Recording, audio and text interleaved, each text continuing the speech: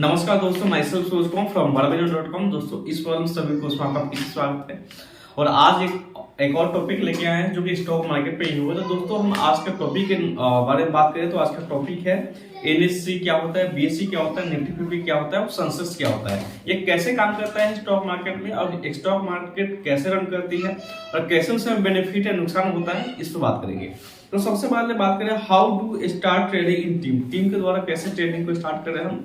दूसरा बात करें हम how do share move in and out of accounts, यानी कि अपने अकाउंट से शेयर को मूव कैसे करें, आउट कैसे करें, यानी कि सेल परचेज कैसे करें, इसका मतलब ये है।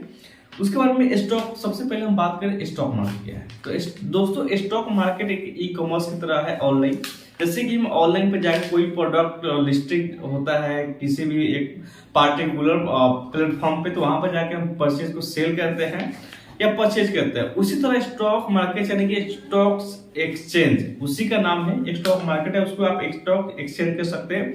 इसमें कोई एक कंपनी आता है, अपने एक प्रोडक्ट को इश्यू करता है, लॉन्च करता है, आईपीओ लेके आता है और वहां पे अपने आईपीओ के अकॉर्डिंग अपने शेयर को सेल करता है, जिससे जो आम ग्राहक होता है यानी कस्टमर होता है उससे परचेज करता है और होल्ड करता है उनका शेयरों को, ताकि उनको जो बेनिफिट हो उसके बाद वो उसको सेल कर सके।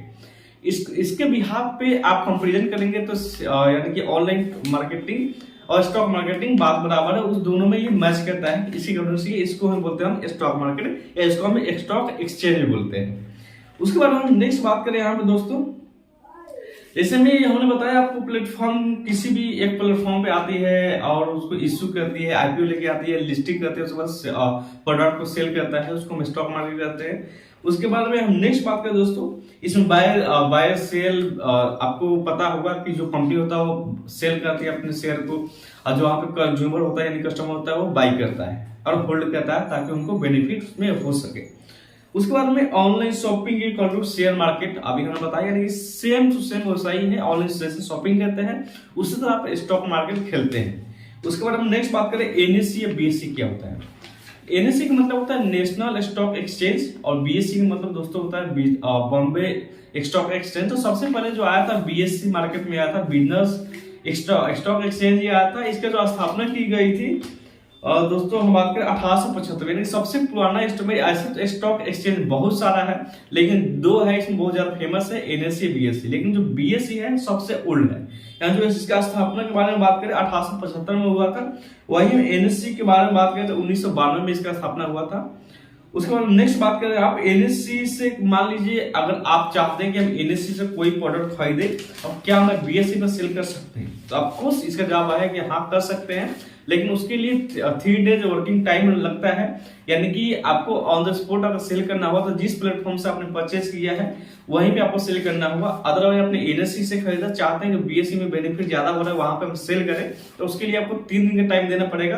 3 दिन बाद वहां से स्टॉक के अकॉर्डिंग टू जो प्लेटफॉर्म है वहां से ऑथोराइज हो जाता है, तो आप एनएससी से जाकर डायरेक्ट वहां पे बीएससी पे सेल कर सकते हैं। इसके लिए 3 दिन का टाइम लगता है। उसके बाद करें हम निफ्टी 50 या सेंसेक्स क्या होता है। तो निफ्टी 50 की बात करें हम तो निफ्टी 50 उसमें जो लिस्टेड कंपनियों के बारे में बताया जाता है। जैसे निफ्टी 50 में है जो कि 50 कंपनी लिस्टेड होता है और सेंसेक्स में बात करें यहाँ पे तो वहां पे 30 कंपनी लिस्टेड होता है। जो यहाँ पे निफ्टी 50 के बारे में बात करें ये फ्री फ्लोट मार्केट कैप होता है। फ्री फ्लोट मार्केट कैप क्या होता है आगे चलिए हम बताते हैं इस वीडियो में। उसके बाद नेक्स्ट बात करें यहाँ पे सेंसेक्स के बारे में बता दिया आपको। जैसे मान लीजिए हम सेंसेक्स के बारे में एक बात करें, एक कंपनी के नाम है एबीसीडी कंपनी, उस कंपनी का वैल्यूएशन है 1000 करोड़। उसके बाद में ऑनर का जो उसमें वैल्यूएशन है, जो पैसा लगा रखा है 750 करोड़ लगा रखे हैं। बाकी जो वैल्यूएशन लगा रहे हैं आम पब्लिक लगा रखे हैं उसकी, जैसे मान लीजिए 250 करोड़। तो इसको ही बोलते हैं फ्री फ्लोट कैपिटल, यानी कि ग्राहकों द्वारा लगाए गए की कंपनी में शेयर यानी कि पैसा, उसको हम फ्री फ्लोट कहते हैं, फ्री फ्लोट कैप कहते हैं। जैसे इसमें मान लीजिए यहाँ पे 1000 करोड़ का यहाँ पे कंपनी है, 750 करोड़ मतलब कोई कंपनी ने लगाया खुद का पैसा और मात्र 250 करोड़ किसी और से लिया, तो उसको बोलते हैं फ्री फ्लोट कैपिटल 250 करोड़ हो गया।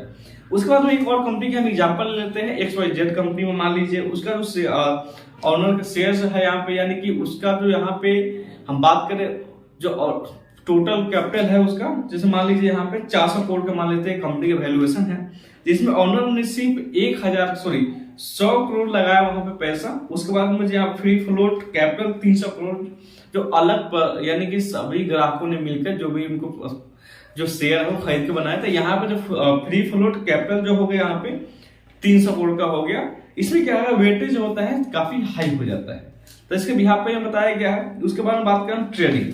ट्रेडिंग क्या होता है आइए जानते हैं। ट्रेडिंग में सबसे पहले आपको दोस्तों स्टेप नंबर 1 आपको एक अकाउंट डीमेट अकाउंट खोलना पड़ता है, या ट्रेडिंग अकाउंट भी इसको हम बोलते हैं, उसको आपको खोलना होगा।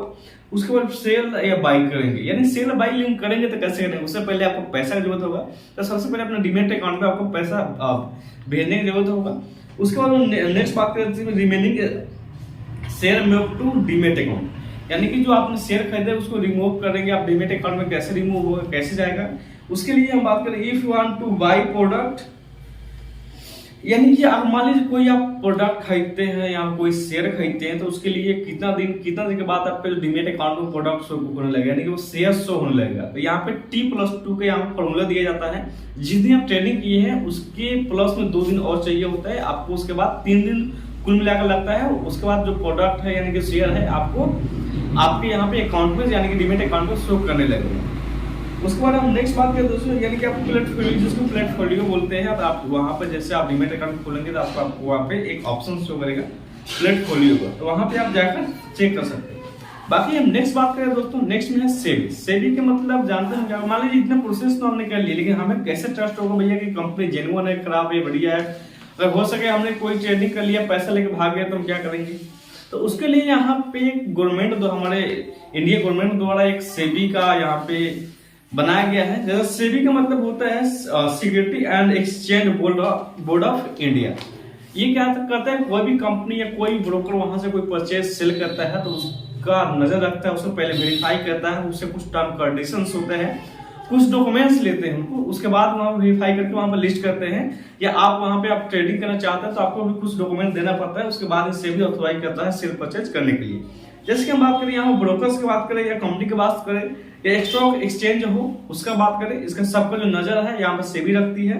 उसके बाद शेयर अप्रूवल का भी यहाँ पे काम सेबी करता है, शेयर बेचना है नहीं बेचना है, या शेयर इतना प्राइस में बिक सकता है नहीं बिक सकता है, ये सेबी डिफाइन करता है। उसके बाद में डिटेल इंफॉर्मेशन ऑफ कंपनी, यानी जितना भी कंपनी का इंफॉर्मेशन उसमें लगेगा, या कंपनी क्या है, अथॉराइज है या लीगल है इलीगल है, सारा कुछ देख रेख जो है, या बाद में इलीगल कोई कंपनी तो नहीं कर रहा है, उसका भी यहाँ पे कभी कंपनी फ्रॉड तो नहीं कर सकता है, ये सब जो देखने का काम होता है सेबी करता है। तो आपको इसमें डरने की कोई बात नहीं है, बेफिक्र हो वहां पे अपना जो है शेयर खरीद सकते हैं, वहां पे सेल परचेज कर सकते हैं, इसका ध्यान रखिएगा सेबी रखती है। उसके बारे में बात करें हम मैसिव एक्शन प्लान का दोस्तों, बाकी इस वीडियो में इतना ही है। मैसिव एक्शन प्लान का मतलब हम बात करें यहाँ पे निफ्टी 50 या सेंसेक्स के बारे में आपको बहुत बेहतर जानकारी होनी चाहिए, क्या है ये कैसे काम करता है, इस पर आप नजर बना रखें। उसके बाद में पास शेयर का लिस्टेड, आप वहां पे पास शेयर है ऐसा जो पॉपुलर हो उसको आप सिलेक्ट कीजिए। सेलेक्ट करने के बाद उसमें हमेशा नजर बना रखिए और ऑब्जर्व रेट्स फॉर 1 वीक, यानी 1 वीक तक उसका कैंडल देखते रहिए, उसका परफॉर्मेंस देखते रहिए, क्या कर रहा है, कैसे जा रहा है, ऊपर जा रहा है नीचे जा रहा है, उसका परफॉर्मेंस क्या है, प्रॉफिट इसमें इसको हम खरीदने के बाद इसमें हमें बेनिफिट होगा नहीं होगा, ये आपको ध्यान में रखना है। उसके बाद ट्रैक कंपनी परफॉर्मेंस, यानी हमने बताया कि परफॉर्मेंस आप देखते रहिए कंपनी का कि ऊपर जा रहा है नीचे जा रहा है, ये आपको बहुत जरूरी है। उसके बाद टाइम वैल्यू, यानी कि राइट टाइम पे, जैसे मान लीजिए कोई कंपनी का जो शेयर है 100 रुपए चला गया, लेकिन कुछ मार्केट में क्राइसिस है, उसके बाद 75 रुपए पे आ गया या 50 रुपए तक आ गया, तो आपके पास वो मौका रहेगा, उसी समय पे उस प्रोडक्ट को आप परचेज कर लीजिए, यानी कि उस शेयर को परचेज कर लीजिए। जब क्योंकि यहाँ पे बताया जाता है कोई भी प्रोडक्ट यानी शेयर को आप खरीदना हो तो हाई रेट पर नहीं खरीदिए, यानी कि किसी का रेट पी रेशियो अगर 15 से ज्यादा है तो उस प्रोडक्ट को नहीं खरीदना है आपको, यानी उस शेयर को नहीं खरीदना है। और पी रेशियो अगर 15 से नीचे है तो आप खरीद सकते हैं। जैसे मान लीजिए कोई प्रोडक्ट को आप नीचे गिरा बाउंस क्रैश करके, तो अगर 50 रुपए हो गया तो डेफिनेटली है कि उससे कल हो गया बढ़िया परफॉर्मेंस देगा कंपनी तो ऊपर जाएगा। तो इसमें चांसेस क्या रहता है कि आपका जो शेयर है ज्यादा से ज्यादा मुनाफा दे आपको। तो फाइनली दोस्तों इस वीडियो में इतना ही बताया गया है। आशा करते हैं जो वीडियो बताया गया आपको बहुत समझ में आया होगा। अगर इसमें कोई भी डाउट है आपको तो मुझे कमेंट करके जरूर बता सकते हैं। बाकी हम मिलते हैं आपसे नेक्स्ट वीडियो में। इस वीडियो को देखने के लिए आपको बहुत बहुत धन्यवाद। जी मुझे इजाजत, थैंक यू।